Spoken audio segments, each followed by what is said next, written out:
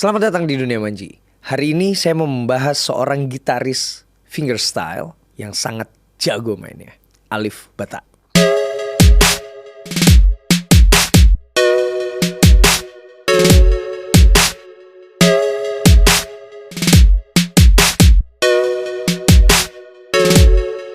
Channel Dunia Manji dikenal sebagai channel yang membahas banyak hal tentang musik, baik copyright, karya-karya, musisi baru, dan lain-lain yang berhubungan dengan musik. Tapi kenapa belum pernah membahas seorang Alif Ba Ta yang fenomenal? Bahkan sampai dibahas sama banyak YouTuber yang bukan orang Indonesia. Bahkan sampai dikomentarin sama Brian May. Kenapa channel Dunia Manji yang membahas musik tidak membahas Alif Ba Ta? Kemarin saya menerima tantangan dari channel Monprank. Sempat saya posting juga di community atau komunitas. Di sini musisi dunia akui skill Alif Ba Ta. Teruntuk Anji yang sedang sibuk membahas Aisyah, istri Rasulullah. Itu kalau memang ngelihat judulnya itu sepertinya sangat provokatif ya. Maksudnya kayak lo ngapain sih bahas Aisyah, istri Rasulullah terus, sibuk banget. Tapi lo belum pernah membahas tentang Alif Ba Ta. Tapi kalau kamu nonton isinya, video itu sangat bagus. Maksudnya ya gitu tadi. Saya sebagai musisi di industri yang juga menjadi YouTuber yang membuat banyak konten tentang musik, kenapa tidak membahas Alif Ba Ta? Oke, saya berharap teman-teman menonton video ini dengan baik, tanpa ada prasangka yang buruk, tanpa ada pikiran yang buruk. Tapi saya mau menjelaskan. Jadi sebenarnya Alif Ba Ta ini sudah menarik perhatian saya sejak lama.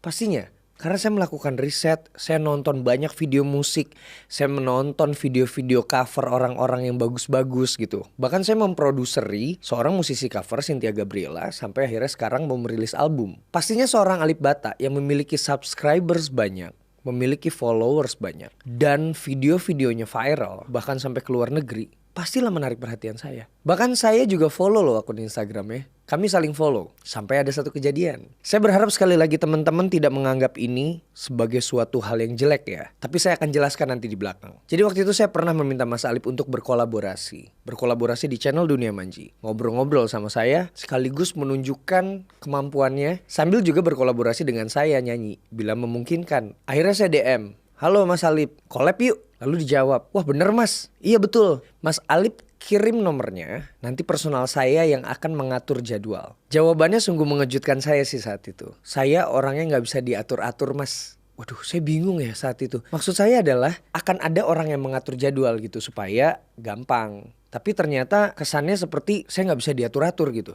Saya bingung tuh, saya mesti berkomentar gimana, ini bercanda atau enggak gitu. Sampai akhirnya, oh ya udah kalau begitu. Udah gitu doang, terus tidak ada jawaban lagi.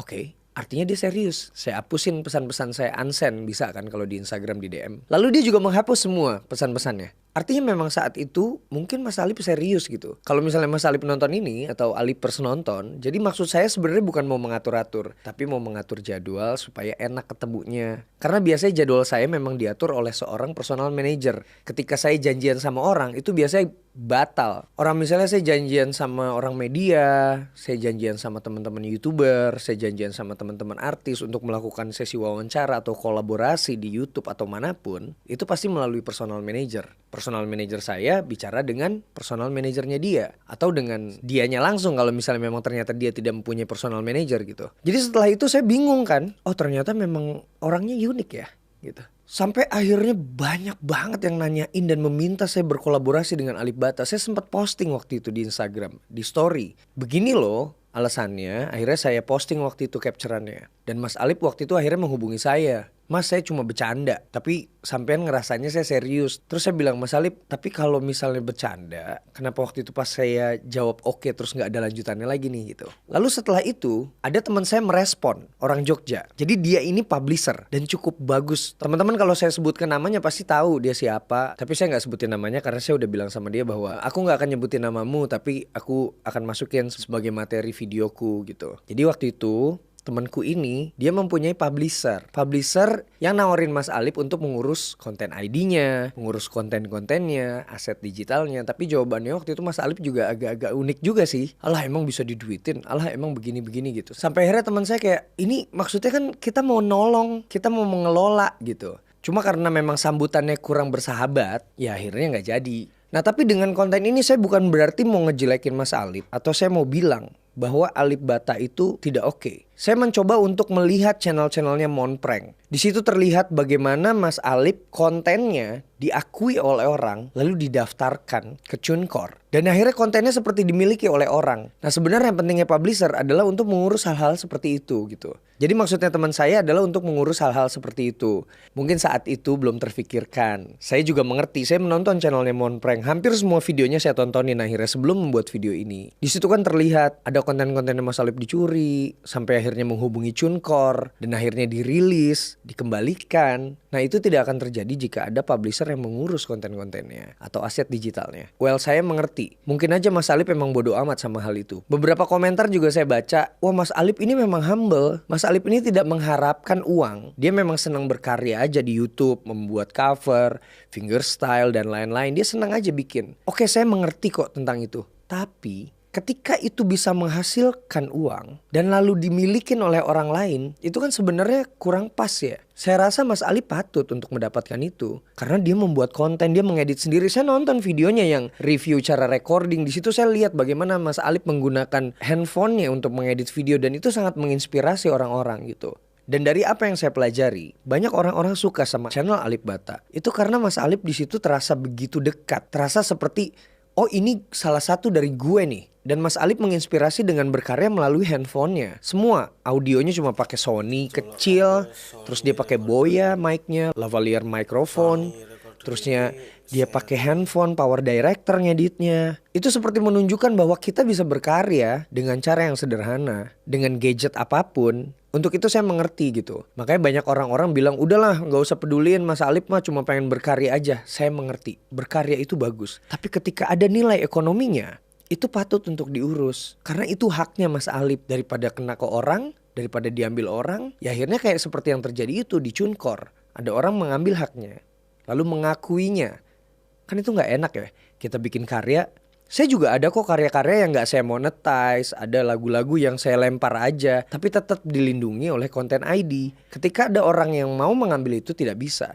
Itulah mengapa menurut saya seorang kreator seperti Alip Ba Ta itu patut ada badan atau sesuatu atau seseorang yang mengurus konten-konten atau aset digitalnya. Karena sayang kalau diambil sama orang. Nah terus gimana Alip Ba Ta di mata seorang Anji? Ya bagus banget lah. Saya dari dulu tuh udah tertarik sama Alip Ba Ta. Kalau kamu kenal sama Alip Ba Ta, coba tanya deh sama dia. Saya udah lama menghubungi dia. Saya udah pengen kolaborasi. Karena apa? Karena saya tertarik, saya bangga gitu. Ada orang Indonesia yang sampai diakuin sama orang luar. Karena memang permainannya, karena skillnya dengan keterbatasan. Dengan alat-alat yang biasa aja, tapi bisa menghasilkan sebuah karya yang bagus. Dengan skill yang bagus. Keterampilan bermain gitar. Yang sepertinya bisa didapatkan kalau kita latihan bertahun-tahun dan lama sekali. Menurut saya begitu. Saya sih gak akan mungkin bisa main seperti itu. Walaupun alat saya bagus, alat recording saya bagus, gitar saya mahal gitu, kamera saya mahal, tapi saya tetap gak bisa main kayak gitu. Itulah menurut saya, seorang Alip Ba Ta adalah seorang kreator yang brilian. Dan ini sangat patut diapresiasi. Patut diapresiasi oleh siapapun. Banyak gitaris juga di Indonesia yang jago-jago nih yang saya kenal. Saya yakin belum tentu bisa memainkan lagu seperti Alip Ba Ta. Bohemian Rhapsody yang dia mainkan itu luar biasa loh. Itu gak main-main itu.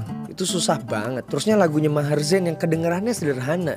Dia mainkan dengan gitarnya. Terusnya di sini ada alat perkusinya yang dibikin pakai botol. Itu juga luar biasa. Itu gak main-main loh. Jadi kalau ditanya Alip Ba Ta itu gimana di mata seorang Anji? Luar biasa, kreator musik yang hebat. Dan mungkin tidak ada seorang gitaris di Indonesia yang bisa menyamai permainan dia seperti itu. Karena gayanya berbeda. Bukan berarti yang lain gak jago. Banyak banget yang jago. Tapi gayanya berbeda, dia unik. Buat temen-temen yang belum pernah tahu Alip Ba Ta itu siapa, coba kamu cek. Alip Ba Ta udah keluar semua nanti. Memang di channelnya cuma ada 6 video. Tapi di bawah foto profilnya itu ada tulisan upload. Kamu tinggal klik. Akan kelihatan semua konten-konten yang udah dia upload. Entah kenapa disembunyikan. Mungkin karena masalah konten ID atau waktu itulah, saya gak tahu.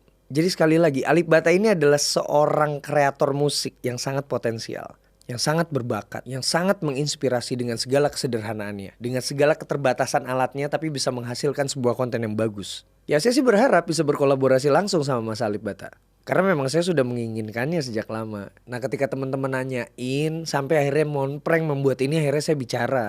Jadi ini adalah jawaban saya dari pertanyaan di channel Monprank. Dan kalau Mas Alip nonton, semoga kita masih bisa berkolaborasi.